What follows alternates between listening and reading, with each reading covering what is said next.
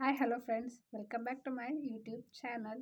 ಇವತ್ತಿನ ಟಾಪಿಕ್ ಬಂದುಬಿಟ್ಟು ಏರ್ ಫಾಲ್ಗೆ ಕಾರಣ ಏನಕ್ಕೆಲ್ಲ ಏರ್ ಫಾಲ್ ಆಗುತ್ತೆ ಅಂತ ಮಾಡೋದಕ್ಕಿಂತ ಮುಂಚೆ ಯಾಕೆ ಏರ್ ಫಾಲ್ ಆಗ್ತಾ ಇದೆ ಅಂತ ನಮಗೆ ನಾವೇ ಎಕ್ಸ್ಪ್ಲೇನ್ ಮಾಡ್ಕೋಬೇಕು. ನಮ್ಮನ್ನು ನಾವೇ ಏನಕ್ಕೆ ಏರ್ ಫಾಲ್ ಆಗ್ತಾ ಇದೆ ಅಂತ ತಿಳ್ಕೋಬೇಕು. ಏರ್ ಫಾಲ್ಗೆ ಒಂದು ದೊಡ್ಡ ಕಾರಣ ಅಂತಂದರೆ ನಮ್ಮ ಲೈಫ್ ಸ್ಟೈಲ್ ಯಾವ ಥರ ಇರುತ್ತೆ ಅನ್ನೋದ್ರ ಮೇಲೆ ಅದು ಡಿಪೆಂಡ್ ಆಗಿರುತ್ತೆ. ಏರ್ ಫಾಲ್ ಆಯಿತು ಅಂದ ತಕ್ಷಣ ತುಂಬ ಟೆನ್ಷನ್ ಆಗಿಬಿಡುತ್ತೆ. ಯಾಕಂದರೆ ಒಬ್ಬ ಮನುಷ್ಯ ಸುಂದರವಾಗಿ ಕಾಣಬೇಕು ಅಂತಂದರೆ ಅದು ಕೂದಲಿಂದನೂ ಹೌದು. ಹಾಗಾಗಿ ಯಾರಿಗಾದ್ರೂ ಏರ್ ಫಾಲ್ ಆಯಿತು ಅಂದ ತಕ್ಷಣ ತುಂಬ ಟೆನ್ಷನ್ ಮಾಡ್ಕೊತಾರೆ. ಶಾಂಪೂ ಚೇಂಜ್ ಮಾಡ್ತಾರೆ, ಕಂಡೀಷ್ನರ್ ಚೇಂಜ್ ಮಾಡ್ತಾರೆ, ಇಲ್ಲ ಹಾಸ್ಪಿಟ್ಲ್ ಹತ್ರ ಡಾಕ್ಟರ್ ಹತ್ರ ಹೋಗ್ಬಿಡ್ತಾರೆ. ಒಂದು ನಾವು ಸ್ನಾನಕ್ಕೆ ಬಳಸುವಂಥ ನೀರಿಂದ ಅಂದರೆ ಅದು ಗಡಸು ನೀರು, ಮೃದು ನೀರು ಅಂತೆಲ್ಲ ಬರುತ್ತೆ. ಅದರಿಂದನೂ ಹೌದು, ಅಥವಾ ನಾವು ಯೂಸ್ ಮಾಡುವಂಥ ಶಾಂಪೂ ಇಂದನೂ ಆಗಿರ್ಬೋದು. ಮತ್ತು ಸ್ಟ್ರೆಸ್, ನಮ್ಮ ಜೀವನದಲ್ಲಿ ನಾವು ತಗೊಳ್ಳುವಂಥ ಸ್ಟ್ರೆಸ್ಸಿಂದನೂ ಆಗಿರ್ಬೋದು. ಆಮೇಲೆ ಕಂಪ್ಲೀಟ್ ನಿದ್ದೆ, 8 ಅವರ್ಸ್ ಒಬ್ಬ ಮನುಷ್ಯ 8 ಅವರ್ಸ್ ನಿದ್ದೆ ಮಾಡಲೇಬೇಕು. ಆ ನಿದ್ದೆ ಸರಿಯಾಗಿ ಆಗದೇ ಇದ್ದರೆ ಅದೊಂದೇ ಅಲ್ಲ, ಆಮೇಲೆ ನಮ್ಮ ದೇಹದಲ್ಲಿ ಆಗುವಂಥ ಹಾರ್ಮೋನಲ್ ಇಂಬ್ಯಾಲೆನ್ಸಿಂದಲೂ ಸಹ ಏರ್ ಫಾಲ್ ಆಗೇ ಆಗುತ್ತೆ. ಏರ್ ಫಾಲ್ನ ಕಮ್ಮಿ ಮಾಡಬೇಕು, ಏನೇನೆಲ್ಲ ಟಿಪ್ಸ್ನ ಯೂಸ್ ಮಾಡ್ಬೋದು ಅಂತ ನಾನಿವಾಗ ಹೇಳ್ತೀನಿ. ನೀರು ಕುಡಿಬೇಕು. ಒಬ್ಬ ಮನುಷ್ಯ ದಿನಕ್ಕೆ 3-4 ಲೀಟ್ರ್ ನೀರು, ಚೆನ್ನಾಗಿ ನೀರು ಕುಡಿಬೇಕು. ನೀರು ಕುಡಿಯೋದ್ರಿಂದ ನಮ್ಮ ಬಾಡಿ ಹೈಡ್ರೇಟ್ ಆಗಿರುತ್ತೆ. ನಾವು ತಗೊಳ್ಳುವಂಥ ಫುಡ್ಡಲ್ಲಿ ವಿಟಮಿನ್, ಮಿನರಲ್ಸ್, ಕ್ಯಾಲ್ಶಿಯಂ, ಮೊಳಕೆ ಕಾಳು, ತರಕಾರಿ, ಸೊಪ್ಪು ಎಲ್ಲ ಇನ್ಕ್ಲೂಡ್ ಆಗಿರಬೇಕು. ಹಾಗೆ ಡೈಲಿ ಒಂದು ಫ್ರೂಟ್ ಮತ್ತು ಡ್ರೈ ಫ್ರೂಟ್ಸು ಇಷ್ಟೆಲ್ಲ ನಾವು ತಗೊಂಡಾಗ ನಮ್ಮ ಹೆಲ್ತು ಚೆನ್ನಾಗಿರುತ್ತೆ, ನಮ್ಮ ಬಾಡಿನೂ ಕೂಡ ಹೈಡ್ರೇಟ್ ಆಗಿರುತ್ತೆ. ಆವಾಗಿನ ಕಾಲದಲ್ಲೆಲ್ಲ ಇಷ್ಟಿಷ್ಟು ದಪ್ಪ ಇಷ್ಟಿಷ್ಟು ಉದ್ದ ಕೂದಲಿರ್ತಾ ಇತ್ತು. ಅವರು ತಲೆಗೆ ಏನೂ ಹಚ್ತಾ ಇರಲಿಲ್ಲ. ಕಸ್ತೂರಿ ಸೋಪು, ಕೊಬ್ಬರಿ ಎಣ್ಣೆ, ಹರಳೆಣ್ಣೆ ಅಷ್ಟು ಬಿಟ್ಟರೆ ಅವ್ರು ಏನೂ ಯೂಸ್ ಮಾಡ್ತಾ ಇರಲಿಲ್ಲ. ಬಟ್ ಅವರು ಚೆನ್ನಾಗಿ ಊಟ ಮಾಡ್ತಾಯಿದ್ರು. ಇವಾಗಿನ ಕಾಲದಲ್ಲಿ ನಮಗೆ ಚೆನ್ನಾಗಿರೋ ಊಟ ಮಾಡೋದಕ್ಕೆ ಟೈಮ್ ಸಿಗ್ತಾ ಇಲ್ಲ. ನಾವು ತಲೆಗೆ ಏನಾದರೂ ಪ್ಯಾಕ್ ಹಾಕ್ಕೊಂಡ್ರೆ ನಮ್ಮನೇಲಿ ನಮ್ಮ ಅಜ್ಜಿ ಅದೇನು ತಲೆಗೆ ಸಗಣಿ ಹಚ್ಕೊಂಡಿದ್ಯಾ, ಅದೇನು ಸಗಣಿ ಹಚ್ಕೊಂಡಿದ್ಯಾ ಅಂತ ಅಂತಾರೆ. ಯಾವುದೇ ಒಂದು ಪ್ಯಾಕ್ನ ಯೂಸ್ ಮಾಡೋದು ಏನಕ್ಕೆ ಅಂತಂದರೆ ನಮ್ಮ ಕೂದಲು ಮಾಯ್ಶ್ಚರೈಸ್ ಆಗಿರಲಿ ಅನ್ನೋದು ಅಷ್ಟೇ ವಿನಃ ನಾವು ತಗೊಳ್ಳೋ ಏನೇ ಹಚ್ಕೊಂಡ್ರೂ ಅದು ನಾಟ್ ಯೂಸ್ ಆಗೋದೇ ಇಲ್ಲ. ನಾವು ಒಳಗಿಂದ ಏನೆಲ್ಲ ತೊಗೊತೀವೋ ಅದು ಇಂಪಾರ್ಟೆಂಟ್ ಆಗುತ್ತೆ ವಿನಃ ಹೊರಗಿಂದ ಏನೇ ಯೂಸ್ ಮಾಡಿದ್ರೂ ಅದು, ಯಾಕಂದರೆ ಕೂದಲು ಬೆಳೆಯೋದು ಒಳಗಿಂದ ಅಲ್ವಾ, ಹೊರಗಿಂದ ಅಲ್ಲ. ನಮ್ಮ ಕೂದಲು ಚೆನ್ನಾಗಿರಬೇಕು ಅಂತಂದರೆ ಚೆನ್ನಾಗಿ ಆಯಿಲ್ ಮಾಡಬೇಕು. ಆಯಿಲ್ ಮಾಡ್ಕೊಂಡು ಮಸಾಜ್ ಮಾಡ್ಕೋಬೇಕು. ವಾರಕ್ಕೆ 2 ಸಲ ಸ್ನಾನ ಮಾಡಬೇಕು, ತಲೆ ಸ್ನಾನ. ಹಾಗೆ ಎಣ್ಣೆ ಹಚ್ಕೊಂಡು 3 ದಿನದಿಂದ 4 ದಿನದ ತನಕ ಬಿಟ್ಕೋಬಾರ್ದು. ಯಾಕಂದರೆ ಎಣ್ಣೆ ಇರೋದ್ರಿಂದ ಸ್ಕ್ಯಾಲ್ಪಲ್ಲಿ ಡ್ಯಾಂಡ್ರಫ್ ಆಗುತ್ತೆ. ಡ್ಯಾಂಡ್ರಫ್ ಆದಾಗ ಏರ್ ಫಾಲ್ ಆಗೇ ಆಗುತ್ತೆ. ನೈಟ್ ಬೇಕಿದ್ದರೆ ಎಣ್ಣೆ ಹಚ್ಕೊಂಡು ಬೆಳಗ್ಗೆ ತಲೆ ಸ್ನಾನ ಮಾಡೋದು, ಓವರ್ ನೈಟ್ ಬಿಟ್ಟು ಬೆಳಗ್ಗೆ ತಲೆ ಸ್ನಾನ ಮಾಡೋದು ಇಟ್ಸ್ ಗುಡ್. ಬಟ್ 3-4 ಡೇಸ್ ಬಿಡೋದು ನಾಟ್ ಗುಡ್ ಅಂತ ಅನಿಸುತ್ತೆ. ಅಂತಂದರೆ ಕೂದಲು ವಾಶ್ ಮಾಡ್ಕೊಂಡು ಬಂದು ಡ್ರೈಯರಲ್ಲೆಲ್ಲ ಒಣಗಿಸ್ಕೊತೀರ. ಟೈಮ್ ಇಲ್ಲ ಅಂದರೆ ಓಕೆ ಅದು, ಬಟ್ ಟೈಮ್ ಇದ್ದಾಗಲೂ ಡ್ರೈಯರ್ನ ಯೂಸ್ ಮಾಡೋದು ಒಳ್ಳೆಯದಲ್ಲ. ಬಿಸಿಲಲ್ಲಿ ಚೆನ್ನಾಗಿರೋವಂಥ ಬಿಸಿಲಲ್ಲಿ ಬಂದು, ಇಲ್ಲಾಂದರೆ ಟುವೆಲ್ ಕಟ್ಕೊಂಡು ಒಂದು ಸ್ವಲ್ಪ ಹೊತ್ತು ಬಿಟ್ಕೊಂಡು ಕೂದಲೆಲ್ಲ ಆರಿದ್ಮೇಲೆ ಈ ಥರ ಬಿಟ್ಕೊಂಡ್ರೆ ಅದಾಗದೇ ಗಾಳಿಗೆ ಹಾರ್ಕೊಂಡ್ಬಿಡುತ್ತೆ. ಟೈಮ್ ಇಲ್ಲ ಅಂದರೆ ಓಕೆ, ಅದನ್ನೆಲ್ಲ ಯೂಸ್ ಮಾಡಿ. ಬಟ್ ಟೈಮ್ ಇದ್ದಾಗ ನ್ಯಾಚುರಲ್ಲಾಗಿ ಏನೇನು ಇದಿರುತ್ತೋ ಅದರಲ್ಲೇ ಯೂಸ್ ಮಾಡ್ಕೊಳ್ಳೋದು ಒಳ್ಳೆಯದು. ನೆಕ್ಸ್ಟ್ ನಿಮಗೆ ನಾನಿವಾಗ ಒಂದು ಪ್ಯಾಕ್ ತೋರಿಸ್ತಾ ಇದ್ದೀನಿ. ಇದಕ್ಕೆ ಅಗಸೆ ಬೀಜ, ಫ್ಲ್ಯಾಕ್ಸ್ ಸೀಡ್ನ ತೊಗೊಂಡಿದ್ದೀನಿ. ನಿಮ್ಮ ಕೂದಲು ಕನ್ಸಿಸ್ಟೆನ್ಸಿ ಮೇಲೆ ನೀವು ತಗೊಳ್ಳಿ, ಎಷ್ಟು ಉದ್ದ ಇದೆ ಅನ್ನೋದ್ರ ಮೇಲೆ. ನಾನಿವಾಗ ಒಂದು 2 ಹಿಡಿಯಷ್ಟು ತೊಗೊಂಡಿದ್ದೀನಿ. ಇದಕ್ಕೆ ನೀರು ಹಾಕ್ಬಿಟ್ಟು ಸ್ಲೋ ಸಿಮ್ಮಲ್ಲಿ ಇಟ್ಬಿಟ್ಟು ಕುದಿಯೋಕ್ಕಿಡಿ. ಇದು ಸ್ವಲ್ಪ ನಿಧಾನಕ್ಕೆ ಕುದಿಸ್ತಾ ಬರಬೇಕು. ಇದು ಕುದೀತಾ ಈ ಥರ ಲೋಳೆ ಥರ ಕನ್ಸಿಸ್ಟೆನ್ಸಿ ಬರ್ತಾ ಇರುತ್ತೆ. ಸ್ಲೋ ಸಿಮ್ಮಲ್ಲೇ ಇರಬೇಕಿದು. ಸ್ಲೋ ಸಿಮ್ಮಲ್ಲಿದ್ದರೆ ಇದು ಚೆನ್ನಾಗಿ ಕುದಿ ಬರ್ತಾ ಇರುತ್ತೆ. ನೆಕ್ಸ್ಟ್ ಈ ಥರ ಆಗೋದು ಗುಳ್ಳೆ ಟೈಪು ಬರ್ತಾ ಇದೆ ಅಂದವಾಗ ಇದು ಆಗಿದೆ ಅಂತ ಅರ್ಥ. ಇದನ್ನು ನೀಟಾಗಿ ಈ ಥರ ಕುದಿ ಬಂದಮೇಲೆ ನೀವು ನೀಟಾಗಿ ಇನ್ನೊಂದ್ಸತಿ ನೋಡಿಬಿಟ್ಟು ನೋಡಿ, ಈ ಥರ ಜೆಲ್ ಟೈಪ್ ಬರ್ತಾ ಇದೆ, ಫಾರ್ಮ್ ಆಗ್ತಾ ಇದೆ. ಈ ಫಾರ್ಮೇಷನ್ ಆದ ತಕ್ಷಣ ನೀವು ಗ್ಯಾಸನ್ನು ಆಫ್ ಮಾಡಿಬಿಟ್ಟು ಸ್ವಲ್ಪ ಹೊತ್ತು ತಣ್ಣಗಾಗೋದಕ್ಕೆ ಇಟ್ಬಿಡಿ.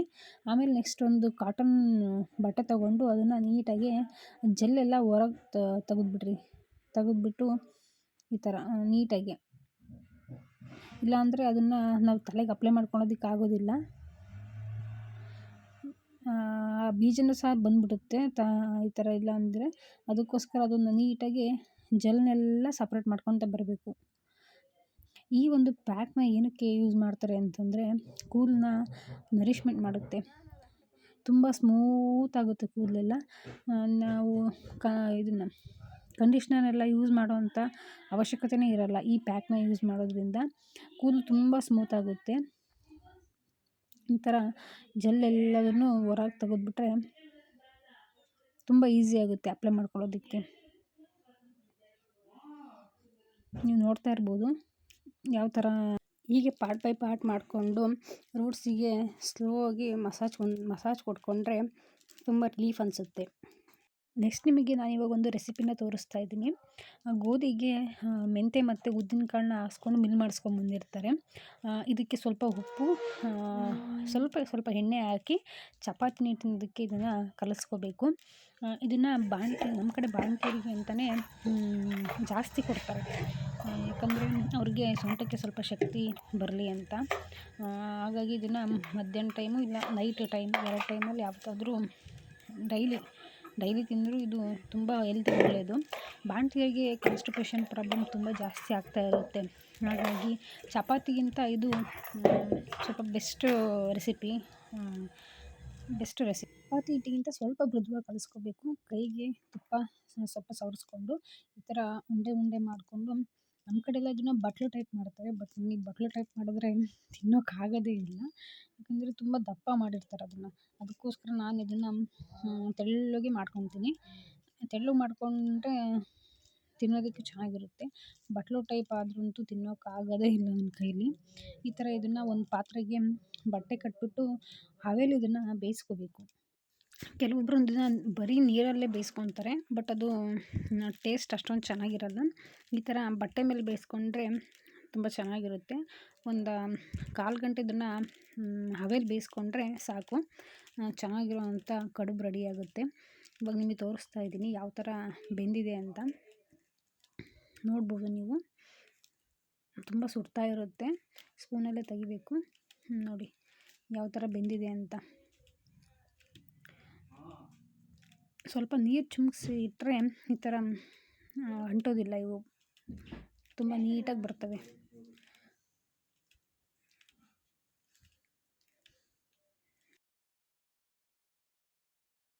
ಸ್ವಲ್ಪ ಕೆಂಪು ಚಟ್ನಿ ಜೊತೆ ತುಪ್ಪ ಹಾಕ್ಕೊಂಡು ತಿಂದರೆ ಒಳ್ಳೆ ಕಾಂಬಿನೇಷನ್, ತುಂಬ ಚೆನ್ನಾಗಿರುತ್ತೆ. ನೆಕ್ಸ್ಟ್ ಇವಾಗ ನಾನು ಒಂದು ಫೇಸ್ ಪ್ಯಾಕ್ನ ತೋರಿಸ್ತಾ ಇದ್ದೀನಿ. ಇದಕ್ಕೆ ಸ್ವಲ್ಪ ಹಸಿ ಕಡಲೆ ಹಿಟ್ಟು ಮತ್ತು ಮೊಸರನ್ನ ತೊಗೊಂಡಿದ್ದೀನಿ. ಈ 2 ಇಂಗ್ರೀಡಿಯೆಂಟ್ ತೊಗೊಂಡು ನೀಟಾಗಿ ಫೈನ್ ಪೇಸ್ಟ್ ಆಗೋ ಥರ ನಾನು ಕಲಿಸ್ಕೊತಾ ಇದ್ದೀನಿ. ಈ ಥರ ಕನ್ಸಿಸ್ಟೆನ್ಸಿ ಬರಬೇಕು. ನೀವು ನೋಡ್ತಾ ಇದ್ದೀರಾ. ಇದನ್ನು all over the face apply ಮಾಡ್ಕೋಬೇಕು. ಇದಕ್ಕೆ ಸ್ವಲ್ಪ ನಿಂಬೆ ರಸ ಮತ್ತು ಅರಿಶಿನ ಹಾಗೆ ಜೇನುತುಪ್ಪನೂ ಯೂಸ್ ಮಾಡ್ಬೋದು ಬೇಕಾದರೆ. ನಾನು ಇವೆರಡನ್ನೂ ಸಾಕು ಸದ್ಯಕ್ಕೆ ಅಂತ ಯೂಸ್ ಮಾಡ್ತಾಯಿದ್ದೀನಿ. ವಿಂಟರಲ್ಲಿ ಈ ಥರ ನಮ್ಮ ಫೇಸು ತುಂಬ ಅಂದರೆ ತುಂಬ ಮಾಯ್ಶ್ಚರೈಸೇಷನ್ನ ಕಳ್ಕೊಂಡ್ಬಿಟ್ಟಿರುತ್ತೆ. ಅದಕ್ಕೆ ಅವಾಗವಾಗ ಈ ಥರ ನಾವು ಅದಕ್ಕೆ ಕೇರ್ ಕೊಡ್ತಾ ಇರಬೇಕು. ಈ ಥರ ನಾವು ಸ್ಕ್ರಬ್ ಮಾಡೋದ್ರಿಂದ ಫೇಸಲ್ಲಿರ್ತಕ್ಕಂಥ ಬ್ಲ್ಯಾಕ್ ಹೆಡ್ಸ್, ವೈಟ್ ಹೆಡ್ಸ್ ಎಲ್ಲ ರಿಮೂವ್ ಆಗುತ್ತೆ. ಹಾಗೂ ಒಂದೊಳ್ಳೆ ಮಾಯ್ಶ್ಚರೈಸರ್ ಸಿಗ್ತಾ ಹೋಗುತ್ತೆ. ಪೋರ್ಸ್ ಎಲ್ಲ ಓಪನ್ ಆಗಿಬಿಟ್ಟು ಆಕ್ಸಿಜನ್ ಇಂಪ್ರೂವ್ಮೆಂಟ್ ಆಗೋದಕ್ಕೂ ಸಹ ಚೆನ್ನಾಗಿ ಅನಿಸುತ್ತೆ.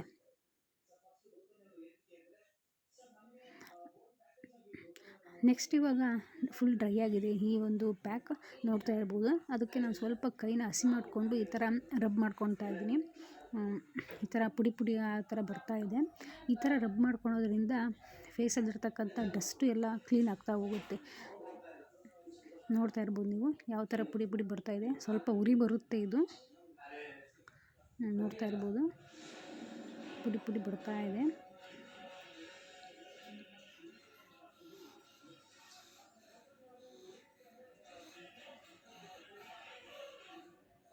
ಕಣ್ಣತ್ರ ಸ್ವಲ್ಪ ನೀಟಾಗಿ ಹುಷಾರಾಗಿ ಮಾಡ್ಕೋಬೇಕು. ಕಣ್ಣೊಳಗೆಲ್ಲ ಹೋಗೋ ಚಾನ್ಸಸ್ ಇರುತ್ತೆ. ಈ ಥರ ಹಣೆ ಮೇಲೆಲ್ಲನೂ ಸಹ ನೀಟಾಗಿ ಬ್ಲೆಂಡ್ ಮಾಡ್ಕೋಬೇಕು. ಮೊಡವೆಗಳು ಏನಾದರೂ ಇದ್ದರೆ ಎಲ್ಲ ಕ್ಲಿಯರ್ ಆಗ್ತಾ ಹೋಗುತ್ತೆ. ನಾನಿವಾಗ ಫೇಸ್ ವಾಶ್ ಮಾಡ್ಕೊಂಬಂದಿದ್ದೀನಿ. ಅಂದರೆ ಸೋಪೇನು ಯೂಸ್ ಮಾಡಿಲ್ಲ. ನೋಡ್ತಿರ್ಬೋದು ನೀವು ಡಾರ್ಕ್ ಸರ್ಕಲ್ ಇದೆ. ಯಾಕೆಂದರೆ ನೈಟ್ ನಿದ್ದೆ ನಾನು ಮಾಡಿಲ್ಲ. ನನ್ನ ಮಗನ ಕಾರಣದಿಂದ ನಾನು ನೈಟ್ ನಿದ್ದೆ ಮಾಡೋಕ್ಕಾಗಲಿಲ್ಲ. ನೋಡ್ತಿರ್ಬೋದು ನೀವು ಎಷ್ಟು ಸ್ಮೂತಾಗಿ ಕಾಣ್ತಾ ಇದೆ ನನ್ನ ಫೇಸ್ ಅಂತ. ಸೋಪೆಲ್ಲ ಯೂಸ್ ಮಾಡೋದೇನು ಅವಶ್ಯಕತೆ ಇಲ್ಲ. ನೆಕ್ಸ್ಟು ನೀವು 1 to 3 hours ಆದಮೇಲೆ ಸೋಪ್ ಯೂಸ್ ಮಾಡ್ಬೋದು. ಜನ ವೀಡಿಯೋಸ್ ನೋಡ್ತಾ ಇದ್ದೀರಾ, ಆದರೆ ಸಬ್ಸ್ಕ್ರೈಬ್ ಮಾಡ್ಕೊಂಡೇ ನೋಡ್ತಾ ಇದ್ದೀರಾ. ಪ್ಲೀಸ್ ನನ್ನ ಚಾನಲ್ನ ಸಬ್ಸ್ಕ್ರೈಬ್ ಮಾಡ್ಕೊಳ್ಳಿ. ಸಬ್ಸ್ಕ್ರೈಬ್ ಮಾಡ್ಕೊಂಡು ನೋಡಿದರೆ ನನಗೆ ಇನ್ನೂ ವೀಡಿಯೋಸ್ ಮಾಡಬೇಕು ಅನ್ನೋ ಮೋಟಿವೇಶನ್ ಬರುತ್ತೆ. Thanks for watching.